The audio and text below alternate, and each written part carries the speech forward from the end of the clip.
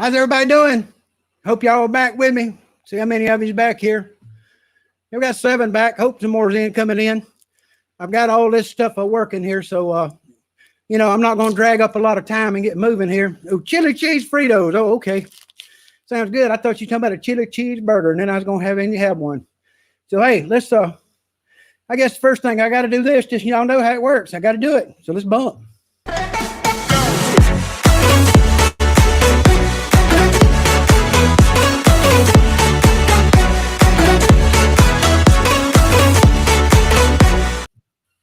Okay, hey, let's just go ahead and go to work. Episode 3, y'all going to enjoy this one. And watch close. Now, here's what the deal is. I'm in this episode. That's episode 3, all of it. I'm in it a pretty good bit. And so you got to keep a really close count. And every time you see me, write it down or mark it or count it or whatever. And if the person that gets the number of times that I'm in that video, in this episode, from 1st to 3, all 3 sections, gets a free go around. My shipping on me. So let's go for it, okay? First section, you keep your eyes open the whole thing because you'll miss it if you don't. Because I'm all through it. Let's go. Previously on Alaskan. Way up north on the beach of the Bering Sea, crew members of the Alaska Gold Expedition have arrived at the Cripple River mining camp and have begun repairing the damage caused by Alaska's harsh winter climate. It's quite a process, but we've got to sit down in just different stages so we don't run over each other. The stampeders making their way to the Klondike goldfields have arrived in Skagway. Gold was at a premium then, kind of like it is right now. In the midst of these adventurers was notorious conman Soapy Smith. He was attempting to capitalize on the weary and desperate, but that didn't slow the majority, for all they could see ahead of them was the shimmer of gold.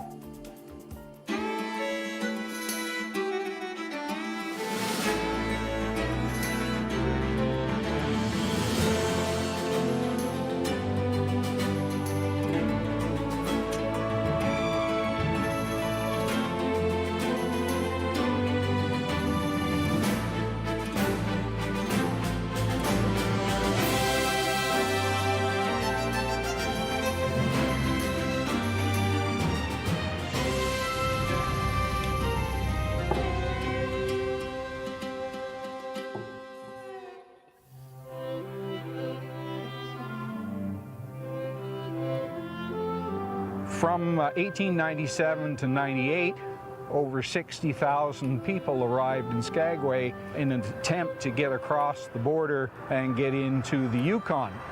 Well, there is a difference between the two countries as far as law and law enforcement went. In Canada, you had the Northwest Mounted Police, and of course the Canadian government had the codified law. When the gold was discovered, more mounted police were sent up to the Yukon. So on the Canadian side, things were pretty well regulated, whereas in Skagway, it was a little bit loose up there. It was required by the Northwest Mounted Police that any stampeder entering into Canada must be equipped with 1 year's worth of provisions. This weighed out to about 2,000 pounds. That's 1 ton worth of food and equipment per person. So that you wouldn't become a ward of the Canadian government. There are any number of services which my associates and I provide. Soapy Smith saw yet another opportunity to swindle the stampeders out of their supplies and money. Like reliable packers, where a man can have his gear reliably packed up over the White Pass for him, and then he can reliably count on its disappearance. The packers that would bring the gear up to the White Pass would steal a lot of the gear that was going up there. So when the stampeders got up there, they'd have no gear up there. Upon arriving by ship to the Skagway-Dyea area, it would take around 3 months to transport this amount of gear 30 miles over the mountain passes. By far, the most challenging and infamous section of the Chilkoot Trail was the Golden Staircase. Its final steps led stampeders right to the Canadian border. The conditions were pretty rough. They were steep. It was hard to climb. The problem is at the very peak of the gold rush, there were so many people going over. It was pretty much back-to-back people. It looks like a continuous line of humanity going up the golden stairs. Like a mass of wild buffalo or bison. They were on a mass stampede. They just had to get to the gold. All these people had to carry their own year's worth of supplies, about 2,000 pounds worth, over the pass by themselves by relaying it back and forth. That was usually, 50 trips up the pass. Each person carrying on an average of 50 pounds on their back, walking on stairs that had been cut into the ice. That's 3 miles. It's about a 2,600-foot vertical rise, and there are parts of it where you're actually doing scrambling. When you would deposit your load on the Canadian side, it would be checked off by the Mounties, and then you would slide back down and pick up another bundle and carry it up the stairs. And there were several places where you could step out of line and rest. If you fell out of line, if you had to take a break for something, sometimes it would be hours before you could actually get back in the line to start climbing again. Because everybody was so intent on being the next person up there, and they wouldn't let you in. There was a lot of competition basically to get there first, to get the good claims. So it was pretty hard going.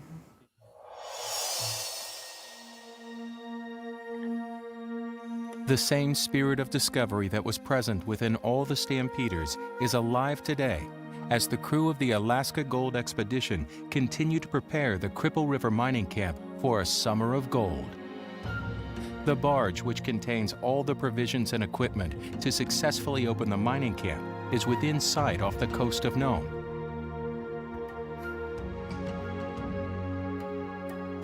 While this is a great sign for the crew of the Alaska expedition, it's a welcome sign to the entire population of Nome as well. This is our voyage number 3, originates in Seattle, Washington, then makes the trip up to Anchorage. From there it went to Dutch Harbor, and from Dutch Harbor up into Bethel, discharged some cargo there in Bethel, and then came around the corner here to Nome.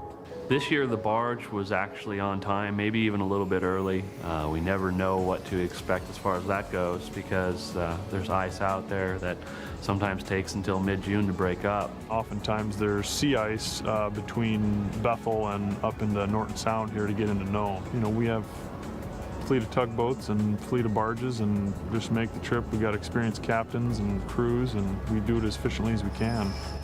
After a long frozen winter, the materials on this floating craft will supply the town for months to come. The spring barge is definitely a kind of sign that the summer's coming and ice has gone away, temperatures are warming up. The barge has successfully docked at the port of Nome, and knowing the importance of its contents, the crew at Northland Services do not waste any time unloading it. We have everything on here from autos to ATVs, building materials, dry goods for the grocery stores, lumber, plywood, sheetrock, you name it, we probably have it on there. Meanwhile, back at the Cripple River mining camp, the crew members are struggling to find a fix to their generator problems. We were firing up the generator for the first time that powers the entire property. It actually fried. What typically happens every year is there's usually some type of maintenance problems that gets created over the winters. The winters are extreme up here, down to minus 40, minus 50. In Nome, Alaska, you just can't get everything up here that you can get in the lower 48 as fast. And when a generator goes out, especially a big generator that you just can't go to Sears and buy another one. It looks like it's off center just a bit. Drill it, we're gonna pull it out fast. Give me that drill bit. When we come back, the crew members will start transporting the camp's provisions down the beach. We'll also continue looking at the struggles the stampeders of the Great Klondike Gold Rush faced while making their journey to the gold fields.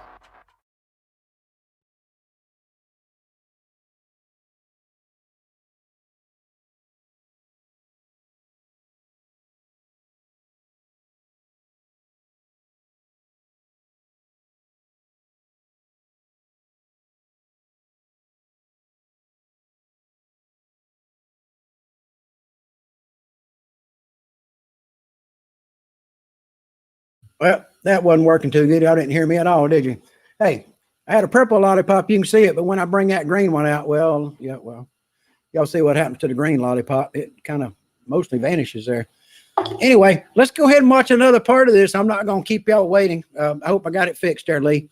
And I had it muted while I was crunching on suckers because I didn't want to bother y'all with that. But we're going to go ahead and start part 2, and then I'll mute myself, and I'll remember to unmute me next time. So y'all be ready. Let's go for it.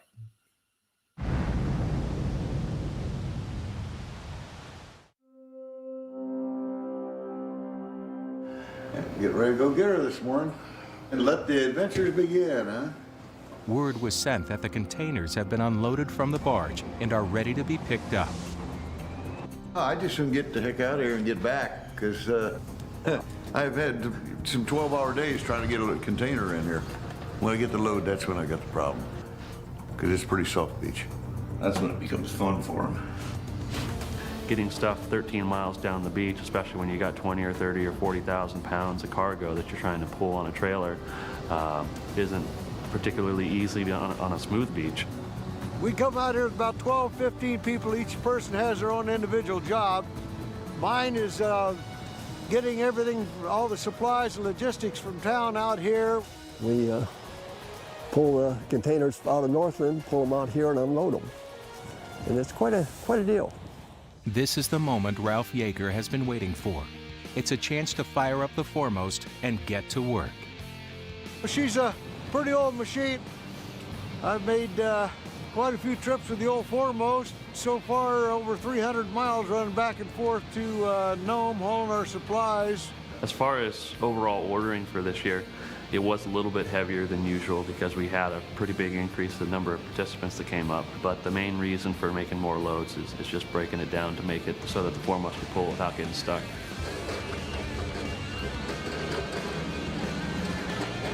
Hope I get in for dinner tonight. Oh, it's too late. Forget that. It's too late. Didn't have dinner last night either.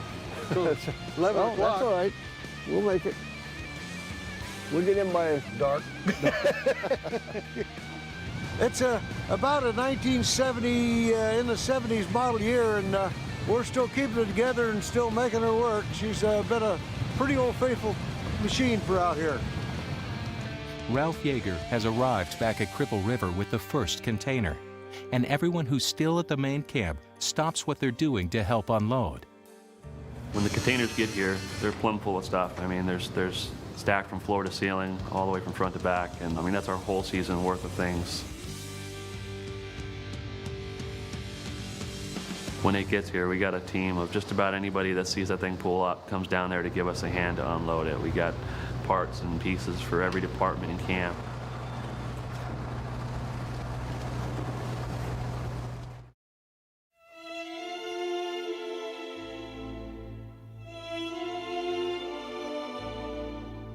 As the winter months progressed, most people fought the trail themselves, while others hired native packers or utilized the tram system that was developed. And that was very expensive. The natives were making sometimes up to $100 a day in 1897 and 1898 dollars. The natives warned stampeders of the real possibility of an avalanche and abandoned the scene. But the prospectors often didn't have a lot of stock in what the natives were doing. They were ill prepared. They thought they were going to California. The gold rush had just concluded there, and they thought they were going to be in orange and peach trees. But they have no idea what's in store for them up on that trail.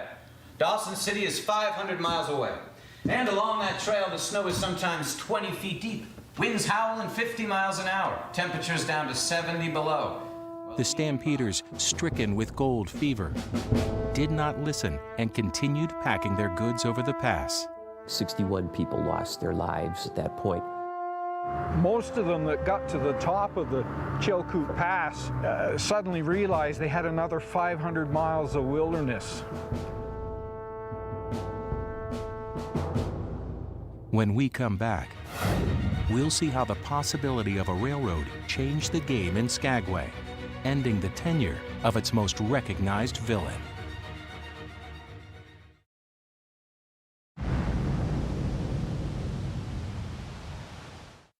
Right from the very beginning, people and companies were trying to find the easiest way to get over these mountains. There was a number of investors looking to make money in the gold rush.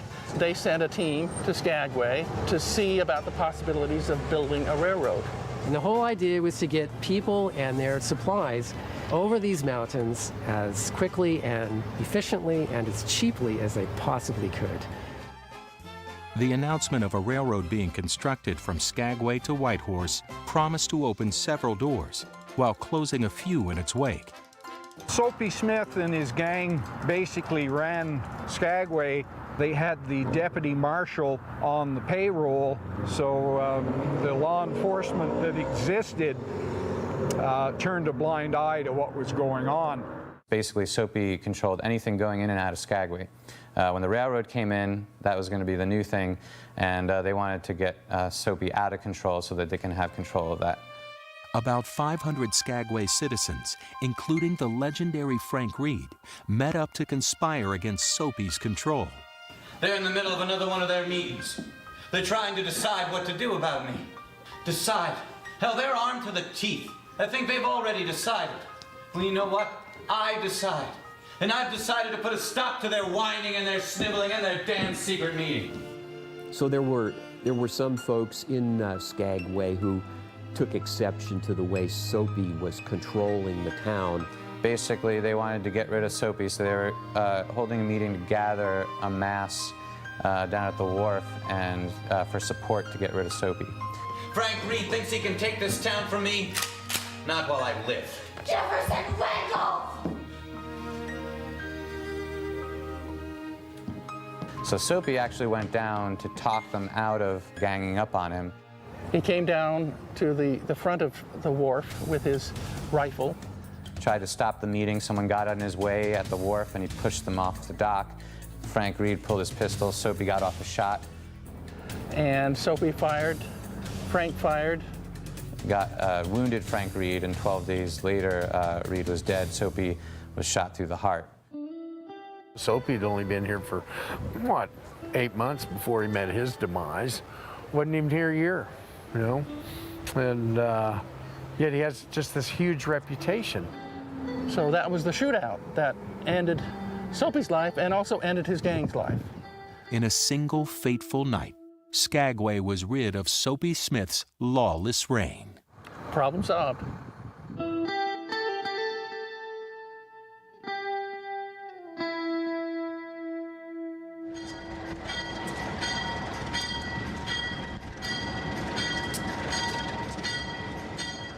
The White Pass Yukon Route Railroad affords people the opportunity to travel back in time and follow in the footsteps of the stampeders of long ago.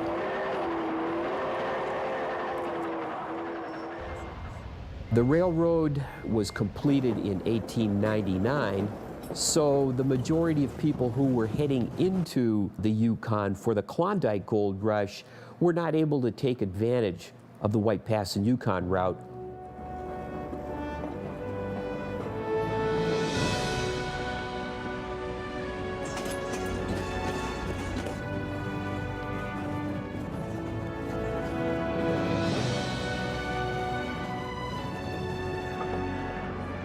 It was a hardship that nobody reckoned, and those times are immortalized by the men and women who are passionate about the preservation of such a great time in history. Well, like anything, it's a tradition that if you don't maintain it, it's going to be lost.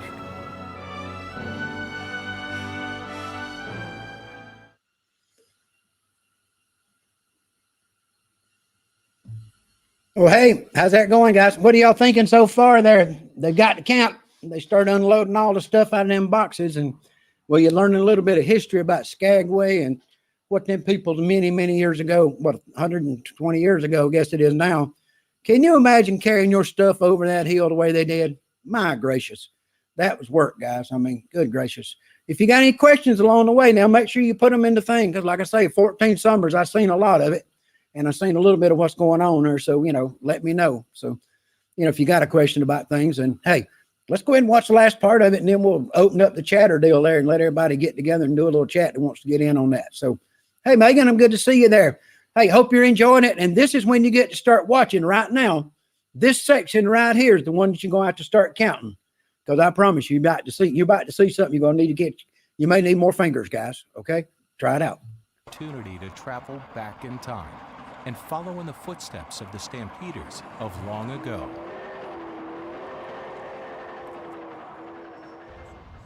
The railroad was completed in 1899, so the majority of people who were heading into the Yukon for the Klondike Gold Rush were not able to take advantage of the White Pass in Yukon. By the spring of 1898, tent cities have been erected on the shores of Lake Lindeman and Lake Bennett in Canada's British Columbia.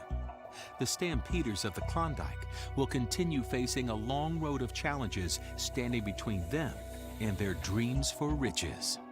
So many thousands of people were willing to leave their homes and their jobs and their families behind for the elusive promise of riches in a place they had really no concept of what they were getting into. People came to this part of the world to disappear, and you could do that. Get away from the law, bad marriage, the world. A lot of people come to Alaska today to get away from that hustle and bustle of urbanized lower 48.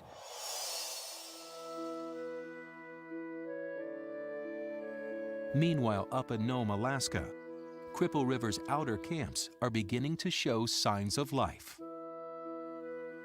Ketchmark, a small oasis about 16 miles inland from the main camp, is known to contain an abundance of large coarse gold.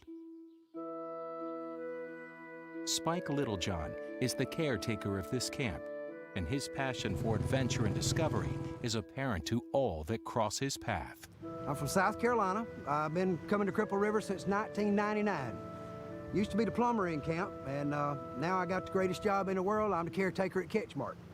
The first year I ever spent up here, I spent right up here in this area, and I understand the camp country. I love it. I know where the gold is. I just like it up here.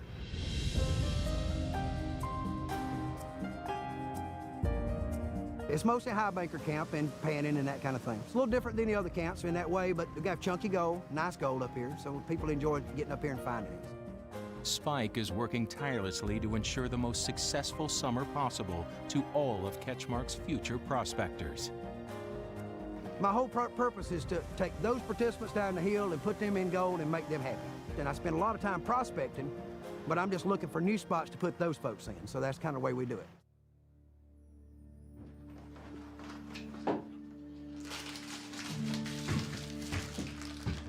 The dredge camp at Arctic Creek is currently undergoing a similar transformation from a winter ghost town to a prospector's paradise.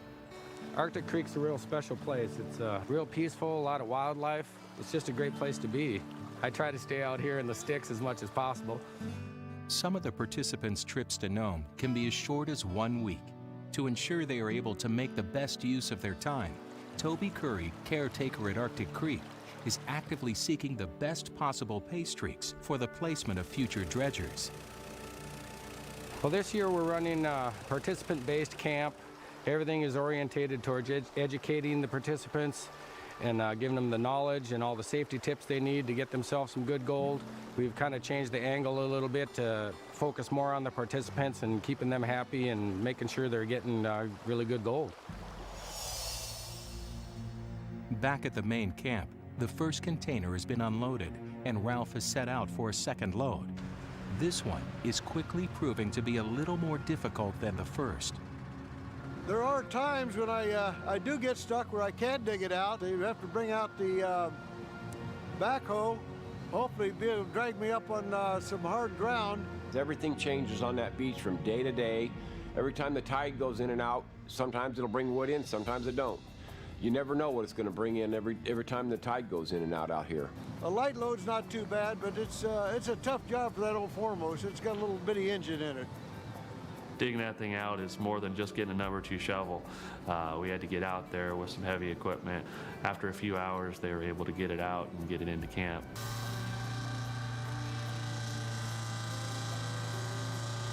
So it's not a picnic exactly, just driving in and out of here with this stuff. We had a lot more loads to take this year to get stuff out to camp, but You know, we always find a way to make it work up here, and that's exactly what we did.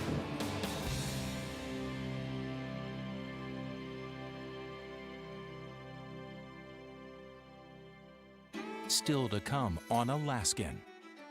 Tensions are high as the exhausted crew worry about a busted generator in a worn-down camp. Meanwhile, the crew at the outer camps are isolated in Alaska's backcountry with absolutely no contact to the outside world. We're also going to find out what was awaiting the stampeders of the Klondike Gold Rush as they reach the end of the mountain passes. Continue to educate yourself on the Klondike Gold Rush as well as this modern-day gold rush by visiting AlaskanTheSeries.com.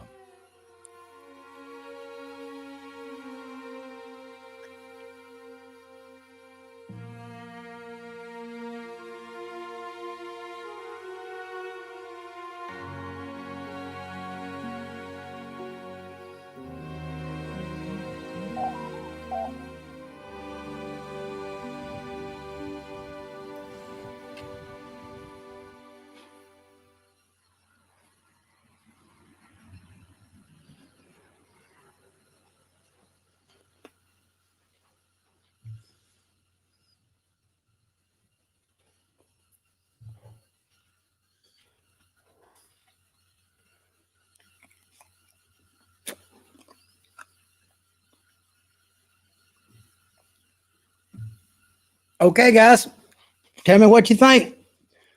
That was a pretty good one there. That was a good kickoff to getting up to my camp up there where I run my little show.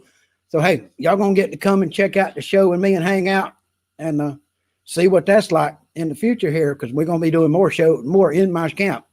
And I'll be showing you where I find holes and where the gold is in this hole and where that, they pretty good bit of footage in there with me. So, I got a pretty good count of it myself. And I think it's real close to a number that a couple of people has already put up. So, it's up there a bunch, that's for sure. If you count where, camera angles, that they changed in scenes, it can get pretty dang big. But I think it's going to be 16. And the first person to say that, I believe, was Megan, if I remember right. I need to roll back through there and check.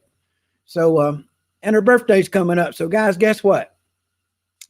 Megan, send me your email address to my contact information in my video, and I'll get you a gold ram up your way and get it to New Hampshire and get it moving for you. So how about that? So anyway, that's the whole idea of doing something like that, is to make it where people can enjoy finding it. So, hey, somebody needed to win it. It might as well be somebody that was here enjoying it. And that's what matters most, guys. So let's see if we can, let me send this link out so people can come join us. How about that? Yeah, it could have easily been 18 or 19 or 20 if you counted when they changed angles and they were using this shot and then they moved from here on. It was just a camera angle change on the, it was in the editing. I mean, it wasn't in a shot. So anyway, yeah, I think, oh God, I'm eating lollipops, guys, and it gave me a little burp, so I'm sorry. But anyway, I sent the link out. Anybody wants to join in, go ahead and hit that button, and somebody will get something next time. And Megan won this one. I'll make sure not to give Megan the next one unless we have a drawing or something, So that was just a good thing to put in there to get people to watch and pay attention, I guess, So, yeah, it worked, and people watched it and you have joined. I mean, we don't have that many of us, guys, but we're enjoying it together. So that's what matters most, is we're enjoying it together. So let me see what anybody else saying there. How you doing, Digging? Good to see you, brother. I appreciate you subscribing. You and Megan and Partridge and a bunch of y'all subscribed in the last week or two here. Okay, let me explain something to you folks. I've got 160 videos on 2 channels, okay? Something like that, maybe more. And this channel had 380 subscribers, 88, I think, today. But I've kind of started working and putting more effort into it, and I've got 52 in the last 28 days. So that means I've got almost over 10% of my YouTube subscribers in the last 28 days. So, hey, yeah, Partridge's been here a while longer than that. I know that, but hey, I told everybody I appreciate it. Y'all coming, and I just like to let you know. Can you post my other channel? Yeah, I can do that. Let me see if I can find a link for you right quick and not mess up what I'm doing. That'd be the most terrible thing in the world. Hit that button without opening another link, and then I'd have a real mess. You know how that works, right, guys? Good Lord. I hope I didn't mess up nothing on your end, guys. I'm looking for this link for you. Y'all stick with me while I go find it here. There's not many people on that other channel, but I'd like to, good gracious. I'd love for it to be a lot bigger than it is, that's for sure. So let me copy that up and send it out to you here. We're coming back. Okay, I'm sorry, guys. Hope I didn't mess nothing up there. There you go. That'd be the link to my other channel. And that's called Frugal Fixer Spike. And what I do is I fix stuff cheap. Yeah, no matter what it is, I'll find a way to fix it cheap. So, you know, try to give advice on stuff like timing belts on cars and batteries. I got a big battery project I'm working on right now. Haven't put any of it on footage yet because I'm working on it. But RV batteries are notorious for going bad and quitting working. Okay, everybody knows that. The link's up. Somebody wants to join me here, please do. So, hey, but the way it works is they're bad about going bad. Y'all know that. And so, you know, eventually I'm going to go to a lithium battery or something along that line, you know, and put that in there. But first I'm going to do a study about regular batteries, deep cycle batteries, like goes on an RV, about, you know, when they go bad, what's wrong with them and that kind of thing. So, yep, exactly. I'm kind of like a MacGyver. If you watch me in that video at that camp, you seen me toting a towel coiled seat, a pair of rubber gloves, and changing a propane tank. And yeah, well, that's me. If you look around my videos in the shop, you'll see that machine I make those parts on. I made that machine. So, you know, yeah, I guess MacGyver would be a good way to put it. That's for sure. So anyway, where was I at before that? She made me lose my thought. Y'all do that to me when you put stuff in chat. Yeah, I just completely lose my brain. But man, y'all got me at a good one that time. I got that old man disease right this minute. Somebody needs to come in and talk with me. I need a helper here. So, oh, my channel and the batteries. So what we do with the batteries is I've got one that I know has got some dead cells in it. So I'm gonna check it with the meter and go through all the dead cells and check all that, you know, and see how that works, and you know, see how it works, and you know, show that which cell's dead and how that part works. And then I'm gonna take a Dremel tool and cut the top off that dang battery. And so, you know, so no, that ain't my channel. Why did it do that? No, that ain't right. That ain't right. I'm not having that. Let me fix this. Okay.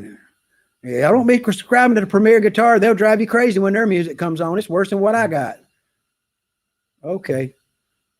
That should work a lot better, I hope, guys. I'm sorry. That was, I don't know how that happened. You know how it is when people are challenged in doing their internet. Squirrel, that's it, ain't it? Yeah, you got it, Benzo. Brain fart, that's another way to put it. Yeah, that's the attention span I got right this minute, guys, some days.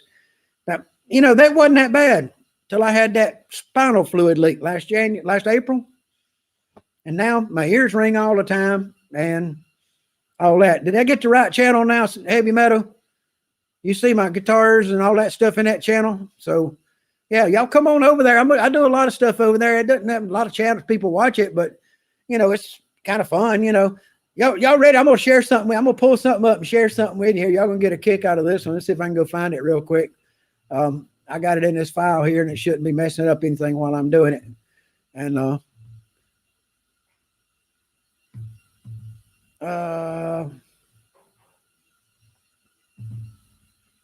okay, now, y'all know I put a whole bunch of videos out. I have, okay? And the most watched video I've got is the one with the go-around that I show people how to operate the go-around. And it's right up on 4,000 views at this time, which is, you know, that's good. I mean, so it's getting there. And, you know, I can put that up there and let y'all see it, you know, and that kind of thing. But I put a video up about 2 months ago. And I put it up as a short, you know, little short video. and it got picked up and took off. And it's got, it's not for me, it's a lot, but I put this little video up and I want y'all to get a kick out of this. I hope y'all enjoy this. This is my radio alarm saw. And I made a video about the death-defying radio alarm saw and put it up on YouTube. And like I say, 1,300 views in less than 2 months. So this is dangerous, and don't fuss at me for not wearing a guard on this thing, because I'll explain before it happens. If you put the guard on and you try to cut plastics with that saw, the guard mashes down on the plastic, pinches them against the blade, and plastic goes everywhere. So we don't want to do that. So let me show you what it looks like when I cut them and why I don't use a guard, okay? Check this out. I have to do a lot of plunge cuts where I cut down in here and make a slot. And it's real pain when you had to crank his handle by hand. So this is what I've done to fix that problem.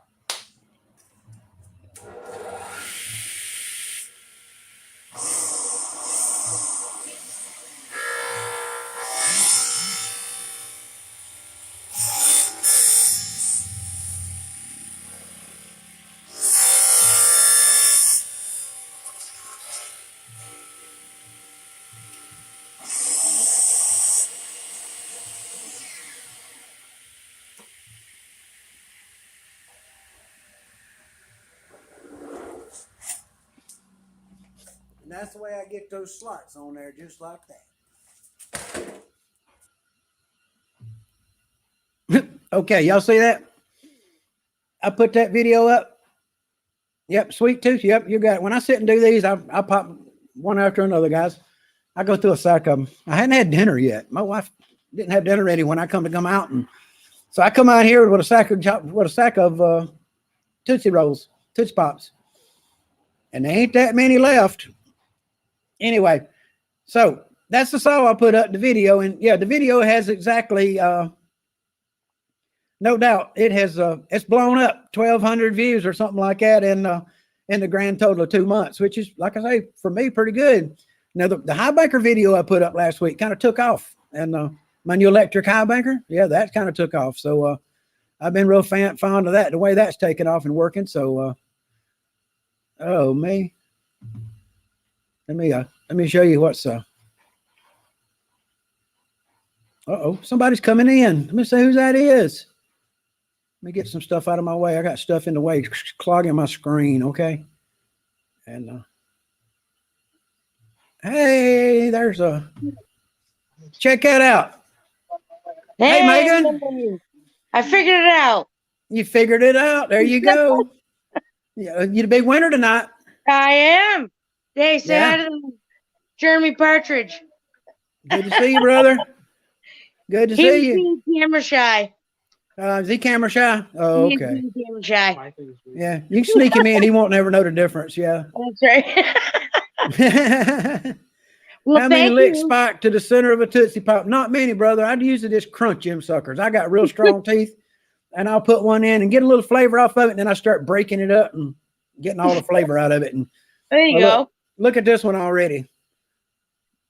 They don't last long. Yeah, they don't last long here. That's for sure. So, yeah, I'm glad you won it. I was watching, keeping my count. I'd already counted earlier today, and I was trying to make sure my count was right as I was going.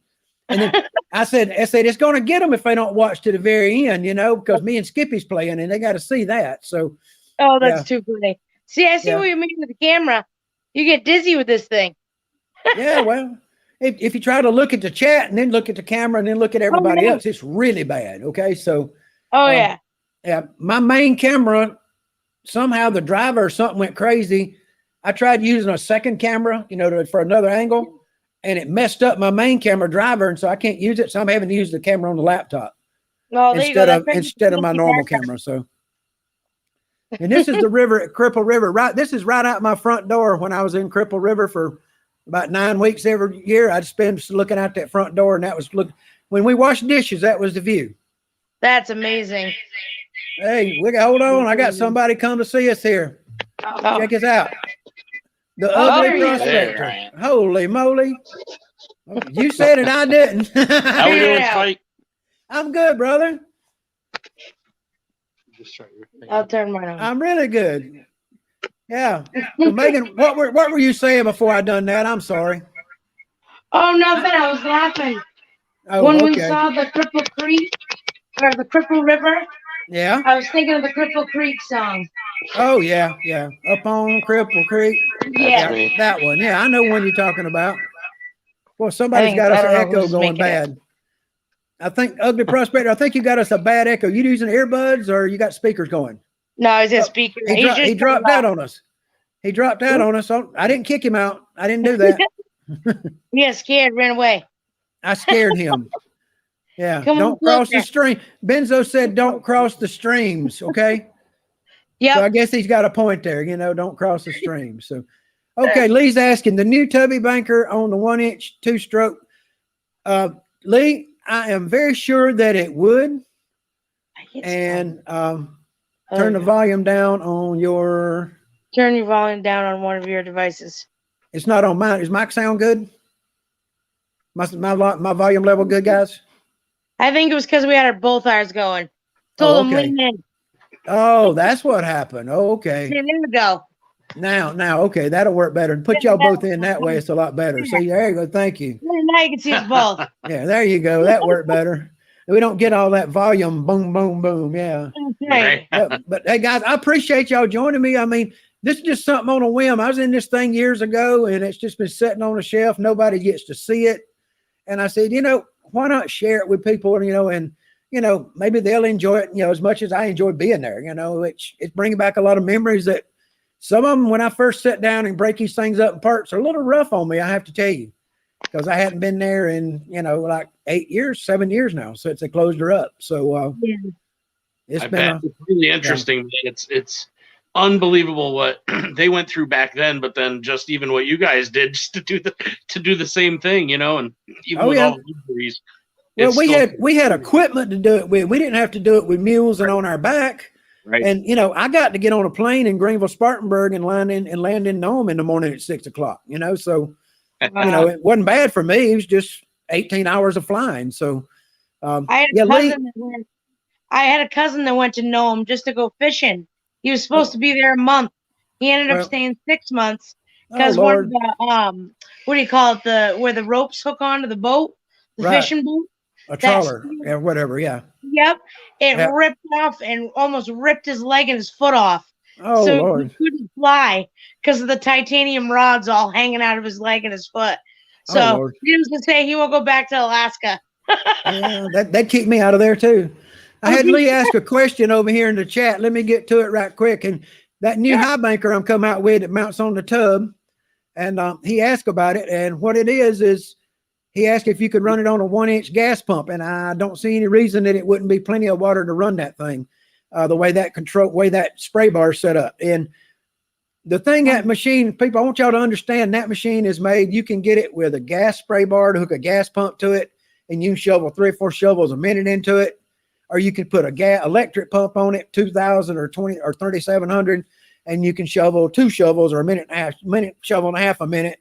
Or you can put a 1-inch pump on it and probably get about 2 shovels good a minute. So it's going to work. I mean, I took that very same box. Yeah, it's that really same tray is the same tray that I put on the gold cube as a topper on the gold cube, and we're putting 1,100. He's more excited to play with the toy.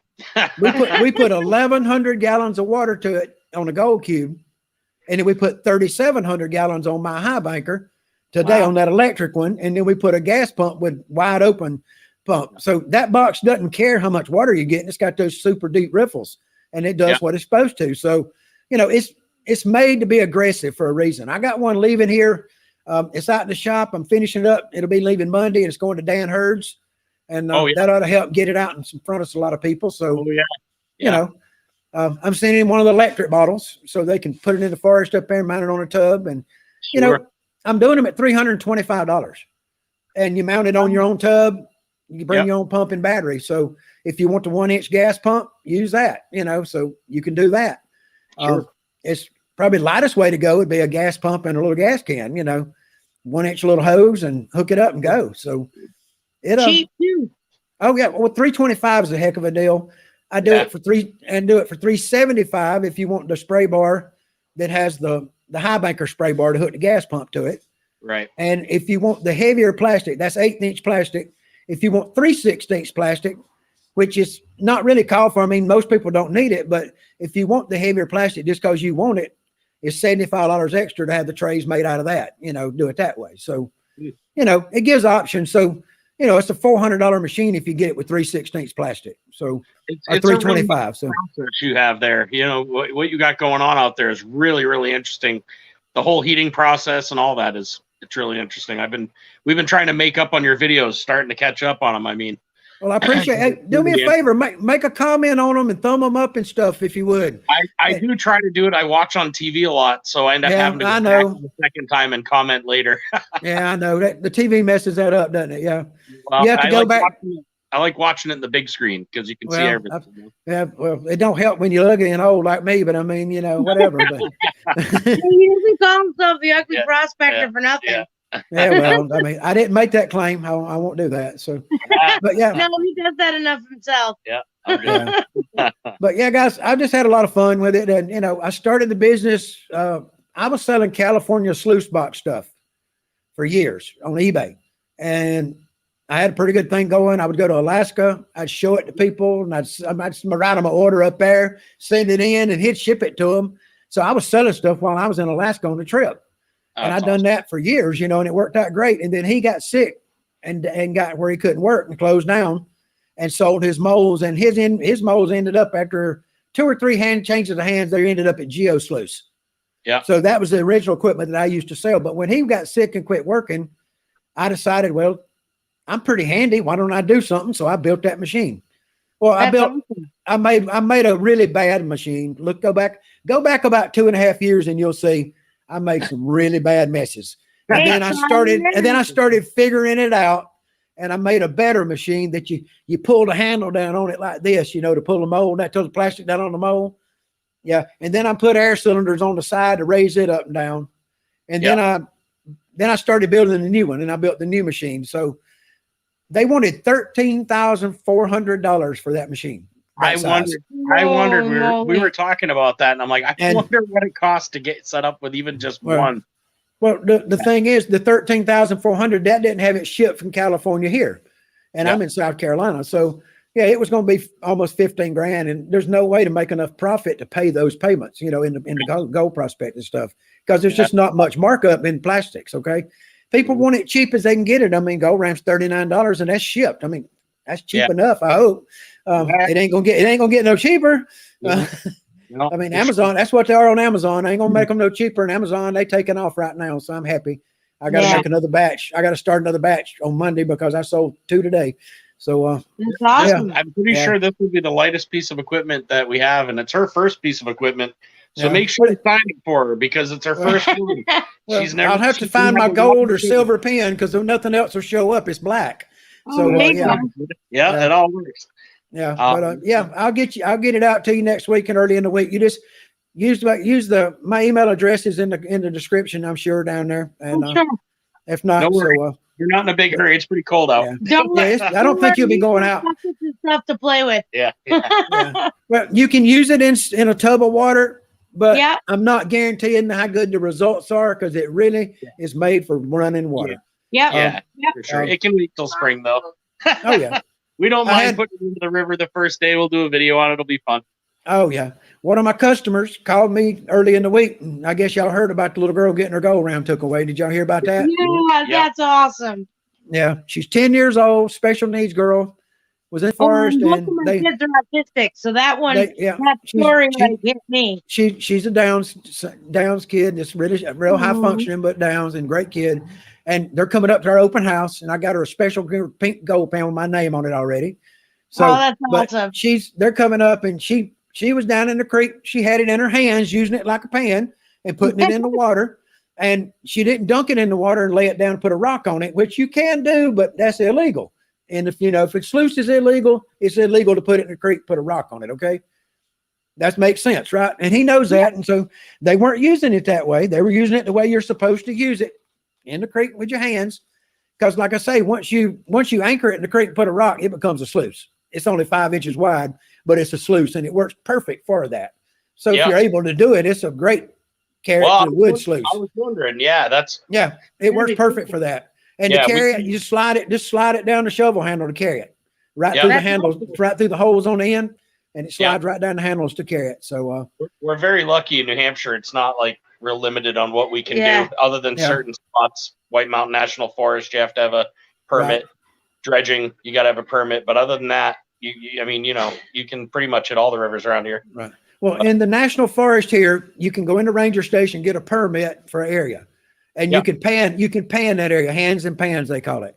Yeah. Okay. And that's what you can do there. And, private land, you can do what you want to. You don't even have to get a permit. You can dredge on private land. There's no permits that need to be bought. So, but there's no public land to be dredged on anywhere here on the East Coast, really, especially not in South Carolina. So, there's pay camps, there's LDMA camps that you can dredge at. So there are places you can go. Sure. I mean, you can go to Georgia, the LDMA camp, or North Carolina or South Carolina, and put in a 4-inch dredge and get gold all day long. So, Yeah, we have a cousin in North Carolina, so I was really debating on going there at some point and trying to hook up with a few friends that are in that region. If you ever come in that way, I'm 45 minutes from Thermal City. Cool. We'll definitely we'll be in touch for sure. Yeah, it's 35 to 40 minutes across the hill past the Dollar General, because there's a Dollar General in every corner. You know that. Let's stop at the Piggly Wiggly now on the way. We don't have none of those. We don't have any Piggly Wigglies. None of them. They're gone. But yeah, the little girl, they took her go around from her, and I called the ranger's office Tuesday and talked to the sergeant that I'd showed it to when I first made it, and told him about it, and he approved it and told me it's all good, and because he used to be at the other ranger station up in Oconee, and he told me, he says, yeah, it's ain't nothing wrong with it. I don't know why he took it, but I'll take care of it. So I didn't hear no more from him, and the guy that got it taken away from him called me, and he says, well, they called us to the ranger station. He really, yeah. And so they called him to the ranger station. They gave them to go around. First they had the Corps of Engineer guy there, and they had the little boy and the little girl and her dad and the Barney Fife that wrote him the ticket and the sergeant. And they all sit there and they showed him they explained to the young guy what a sluice was and what a gold pan was, and showed him the rule book for his own forest, what was legal in his forest, that he was down there on rules are, because he was running around the forest as a forest ranger. He didn't know the rules, that he didn't know they had a legal pan, because he walked up on him and said, there ain't no gold around here. He's the ranger that runs that area, and he don't know there's gold, and he don't know the rules and don't know the permit process. So anyway, the whole long story short, he got the gold back. They got the pan back. They got their ticket torn up. He got educated. He's supposed to go to the next GPA meeting if he gets a chance to learn something about the people. And, so he won't bother them, and, it'll get along better. So like I say, we think it's going to work out good. So send no Barney Fife to the sheriff. well, I think the sergeant told him to put his bullet back in his pocket. That's what I said, a single bullet. Yeah, put your bullet back in your pocket, Barney. Yeah, I think that's what happened. He had to put his bullet back in his pocket. So. Oh man. Yeah. That's it's a sad story turned good though. Oh yeah, it did. It worked out good. I mean, I'd already taken it to the forest, and the guy said, "You don't need to do any paperwork." He said, "It's plastic pan." I said, and when I was talking to the sergeant, I told the sergeant, I said, "Now look, I'll be the first to admit that if you use something wrong, it can be wrong. It's according to the use if a product's illegal or not." I said, "You drive a truck, you're gonna go out there and get in your truck and go patrol the forest." I said, "And it's a truck. You using it to work with. It's a tool. Okay. You can call it anything you want." I said, "But if you try to run somebody over with it, it's now a deadly damn weapon." Yeah. And that's when he said, "Oh, you know something? I have to talk to you later about that pan." And that's about the end of that conversation. And I think that's when I got to him, and he kind of understood what I meant, so I think so. So, but he's a nice guy. I mean, like I said, I already talked to him before, and everything went well. So anyway, guys, we're probably on the timer here. We're about to hit the time, and I don't like to go over that hour mark. Thank you, and I'll send my email. Well, I do that. Drop me an email, and I'll get it out to you. I figured, that people enjoy this stuff and want to see real gold and real people. You posted about the production crew. The people that shot this video were professionals. They had the best cameras, the best sound, the boom arms. They had the little girl with her pencil writing down everything I said, and you can imagine that was probably pretty damn hard. because I talk pretty fast. So she would go, just a rotten. And then sometimes she'd come to me and say, what was that word? and y'all when you start watching the videos later on in the videos, you're going to come to the videos and you'll notice there's parts of it where I'm in here and, in the video and they show me talking and you can hear me, but they subtitle under me.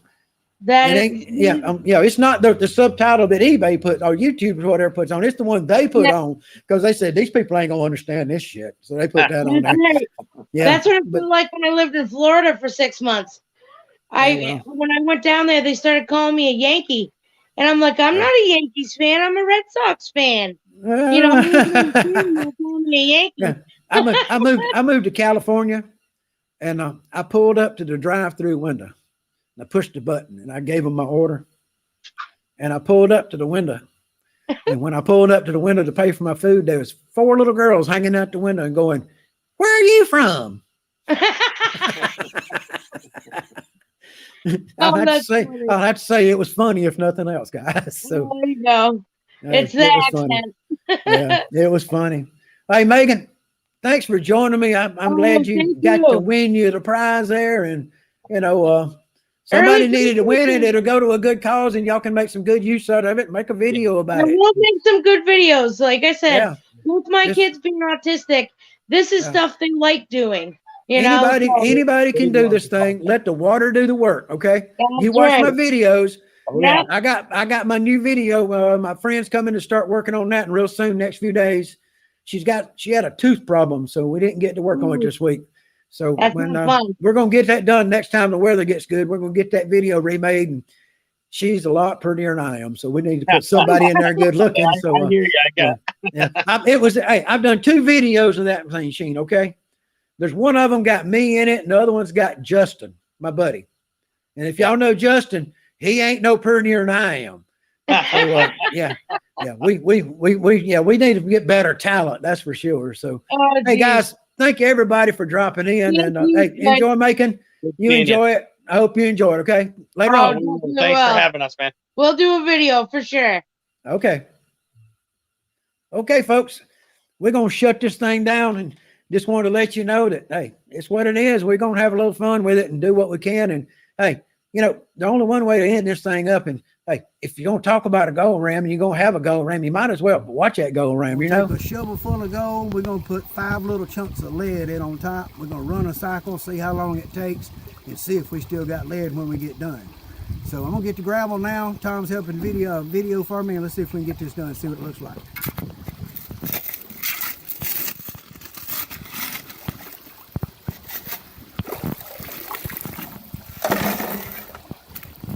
See if we can get a little bit more dirt.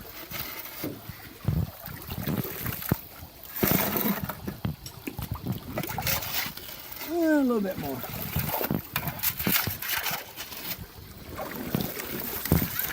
Okay, Tom, hand me those 5 pieces of lead. Let's see what we got here. We got 4. You must have lost one. Oh, still in my hand. It's stuck to my hand. Okay, 5 pieces of lead. We're going to put them on the top of the pile. Now I'm going to take this into the water and I'm going to work it down and see how long it takes it to wash out and clear. Take the pan, put my hands on the ends. We'll take it into the flow of the water. We'll take it down this way and give it a juice. Give it a little juice. Give it a juice that way and break it up. Now I'm going to turn it this way, get it under the water and let the water do the work. We're ramming it now, the gold ram. As the gold ram rams, we'll see what happens with it here.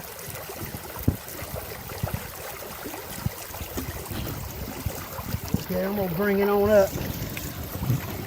See how we're looking here. There's 2 leads. See if we got one down here. Yeah, there's one. I think there's one down here at the bottom, made it all the way down there. We'll have to dump it up. There's 1, 2 right here. But look in these holes right here, folks.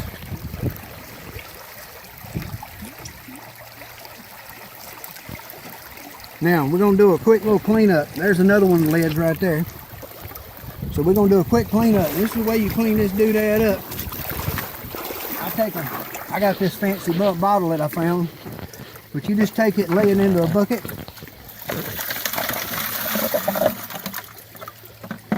Wash it out.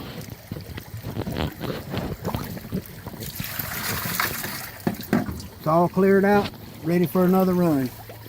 Got a couple of rocks stuck in it, but we'll get those out. But that's the way it works. What you never do when you're holding this thing is you never tip it this way or this way when you got it in the flow of the water. You do that when you got it against the water flow, but when you turn into the flow, keep it flat and give it a little jigging motion or a ramming motion, like you're gonna knock somebody's door down with a battering ram. That's what we try to do with it. So thank you, folks. I hope you've got an idea how it works that way. We'll do the best we can. We'll do another run, maybe check it out. Thank you.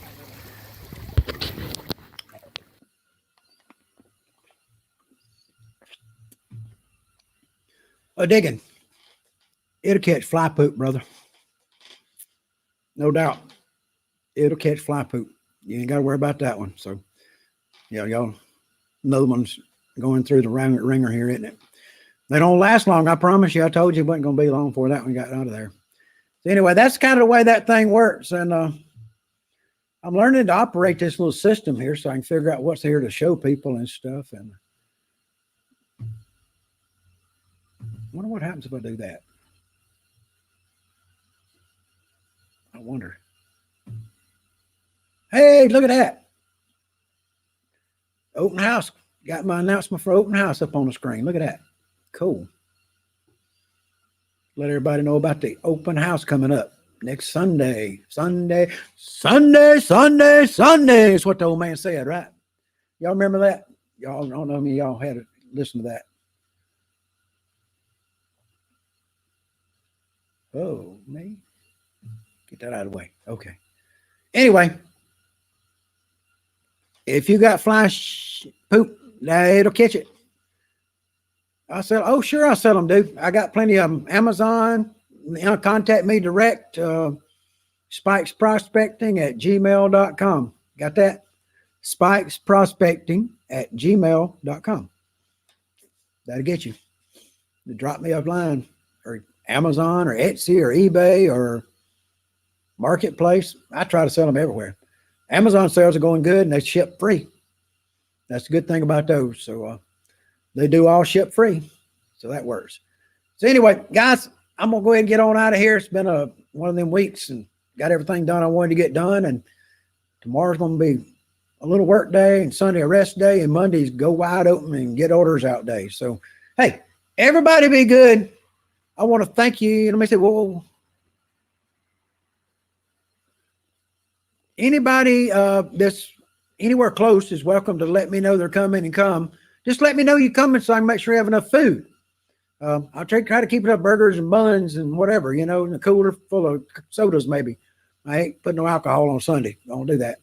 So you can bring your own, but I ain't going to furnish none. So, but yeah, the open house is open and I put it in a bunch of groups. And if you want to share it, you just share it right away. Go to my page. You'll find a link to it and share it on the Facebook or tell other people that you know. And hey, let's come by the shop. Bring your projects, bring your ideas. I'll try to have some plastic here. If you bring an idea in, maybe we can, we never know what might happen.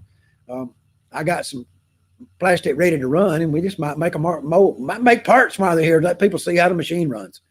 So a lot of people have been here and seen it run, but when they come to visit, if they want to see it, why not let them see it go? So, hey, we're going to get on out of here, guys. And we'll see y'all the next time. I just want you to know how much I appreciate you for coming. And all of y'all are already subscribed, and I know that. And I appreciate that. And thumbs it up, which you probably already done. And, good friends, you don't have to worry about them. They'll just take care of business. And, hey, you know what to do if it gets all dirty, guys. You know what to do, right? Right. You know what to do? Yep. Let dry and dust it off. And it'll all be okay. Next time. We'll see y'all next Friday. We'll do maybe a couple of them, put them together a little quicker or something. We'll figure it out. We'll see how this works. So many people watch it. You never know.